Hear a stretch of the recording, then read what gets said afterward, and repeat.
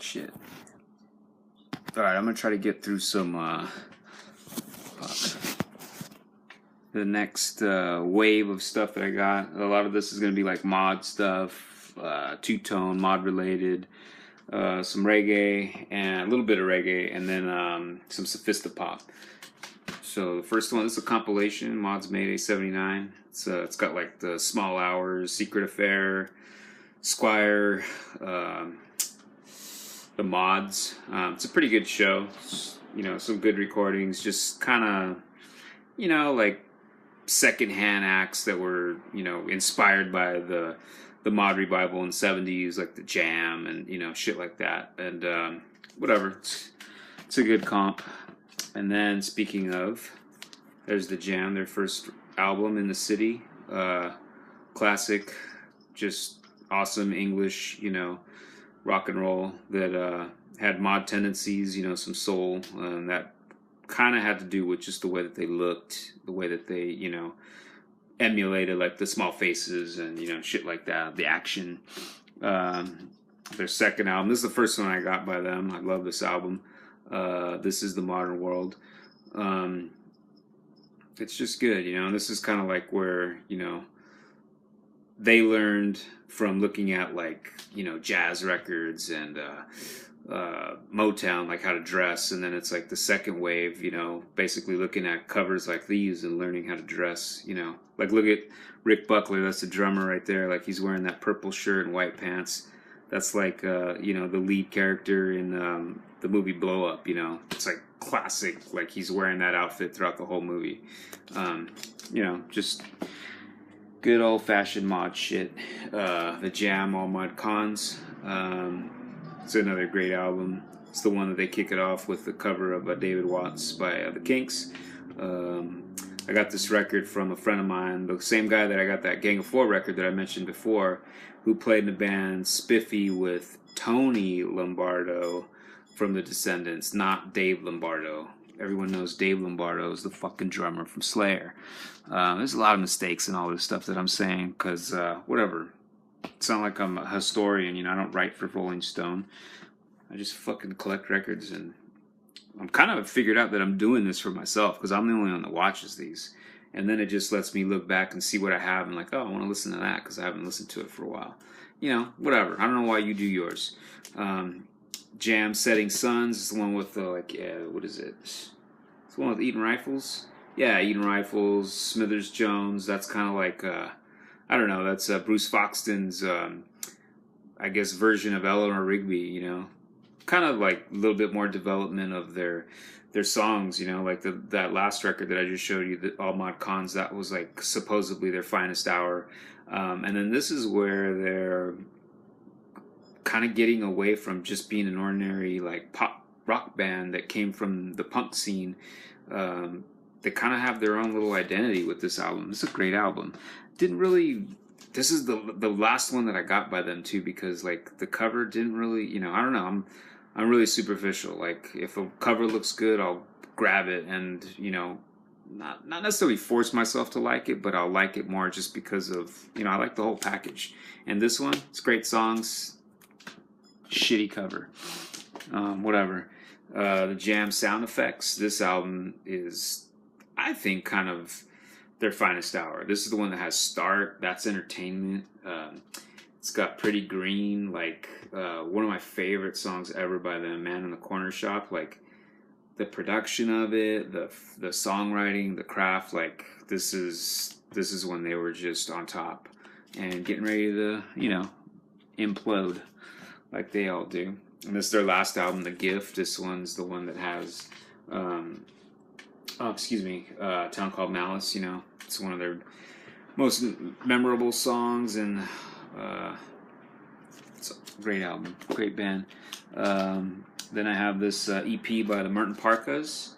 That's Mick Talbot from the Style Council with Paul Weller from the Jam. That's kind of why I have it there. This, I don't know, I've spun it a few times. Again, you know, like obvious Royal Air Force target, you know, big mod symbolism, going back to the Who and, you know, how they used it. And it's just, you know, it's eye-catching. And honestly, I think the artwork is better than the music. But I gotta be fair. I gotta listen to more. Listen to it some more. But Merton Parkers were no jam. Let me tell you that. This, on the other hand, is a really good record. The Purple Hearts beat that. Awesome, awesome songs. Just real good, mod, power pop, and great band. The Lambrettas, Beat Boys in the Jet Age. I gotta give this one some more time too. Just another, I don't know, at this point, is it just bands that were picking up on, the second wave, the second revival of the 70s mod revival that was taken off by the Jam, and now these guys are just, there's so many punk bands, let's be a band that's like this, and let's get our haircuts and wear these clothes. But, I don't know. I can't really say much because I wasn't around then, but whatever, it's kind of second rate. But whatever, I have it. Squire.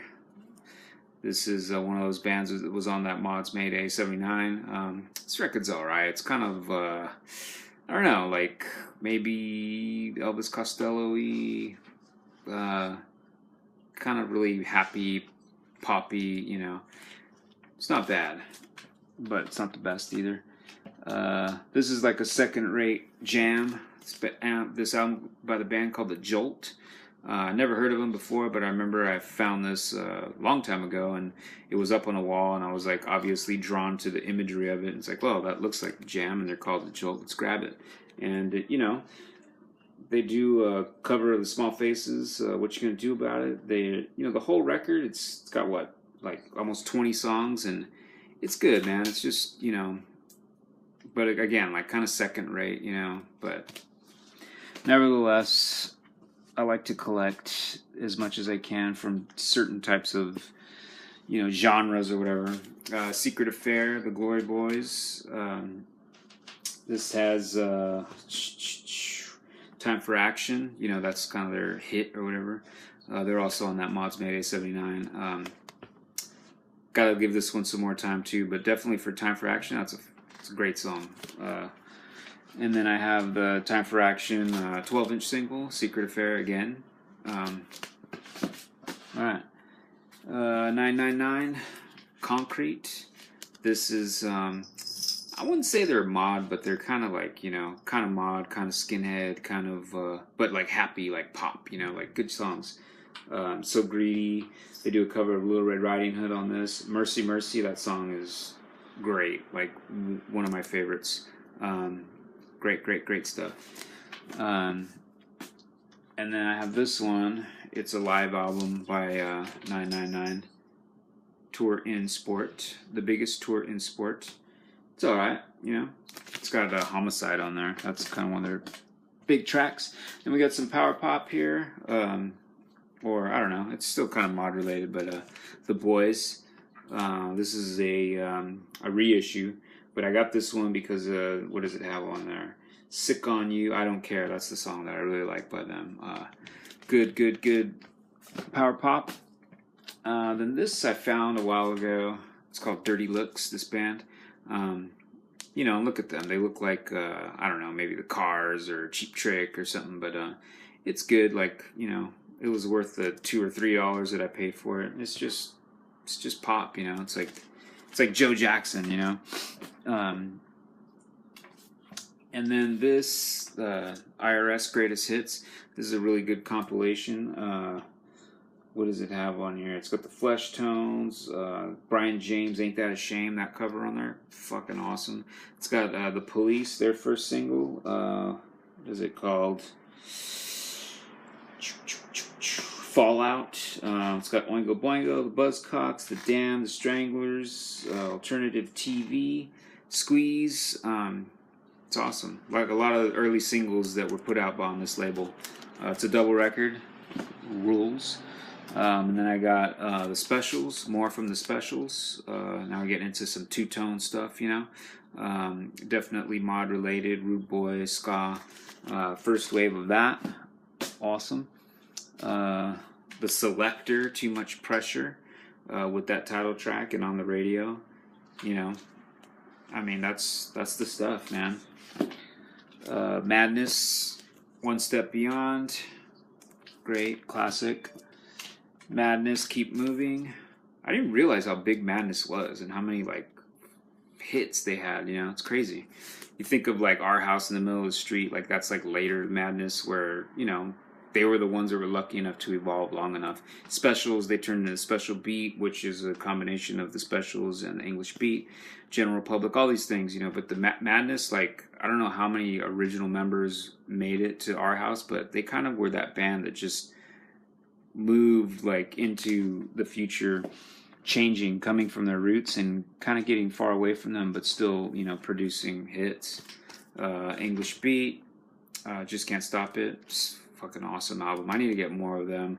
I used to have a lot of their stuff like on tape, and the What Is Beat, that was like their compilation album that I used to have, which I can't find anymore. And that's kind of the one where you have a little bit of everything, and that's why, you know, I just got to get all their records. Special Beat Service, you know, all the other ones. It's an amazing band. How can you go wrong with them? And then they have this Dance Craze, a compilation from a live show.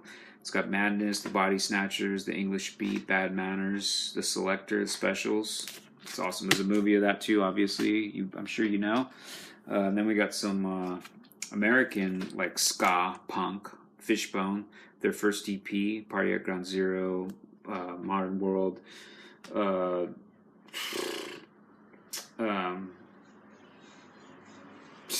You know, I love this band. They're great. The Untouchables, Wild Child, some more LA like ska, you know, our version of it as far as from Los Angeles. Man, I don't like the way that looks with that. But it's great. This is the one that has, what does it have? I Spy, What's Gone Wrong for Yourself, Wild Child. This album rules. Then we get a little bit of reggae, like ska-ish reggae. Desmond Decker and the Aces, the Israelites. You know, it's good shit. And then this is like there's a whole series of these, you know, that you can find, reggae greats. Jacob Miller and Inner Circle. This is a really good album. And I've seen a lot of these, and they're always pretty affordable, and you know, I need to pick up more of them. I'm not the biggest reggae fan, but you know, the stuff that I like. This is a Sly and Robbie one, which this one's a little bit more 80s. Like, I wish it was more of like the dub stuff, but it's more like electronic, and you know, I should give it some more spins. But I just bought it because, I mean, look at that, it looks awesome. And also, this is the first introduction I had to these reggae greats. And then Sly and Robbie, that's like one of the best rhythm sections in reggae. I know that much. And then there's Gregory Isaacs, Night Nurse.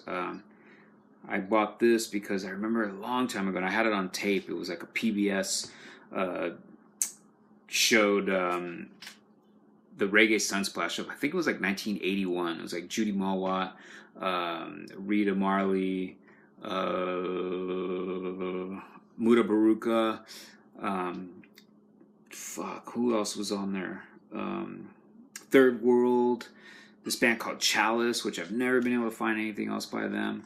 The Scatolites, and Gregory Isaacs, and that was my first like introduction to a lot of that stuff. I mean, before I knew fucking Bob Marley, who didn't know who Bob Marley was, you know? But that was pretty much all I knew about reggae. And then I saw this movie and I taped it, and I would just watch it over and over and over. And Gregory Isaacs did Night Nurse on that.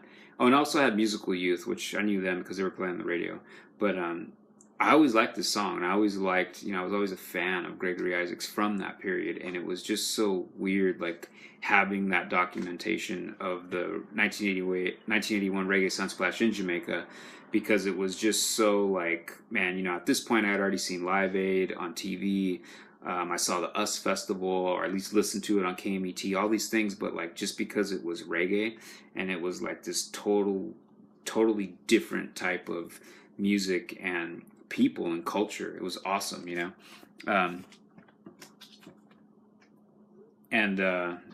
You know, it was pretty eye-opening for me at that time because I was a little kid.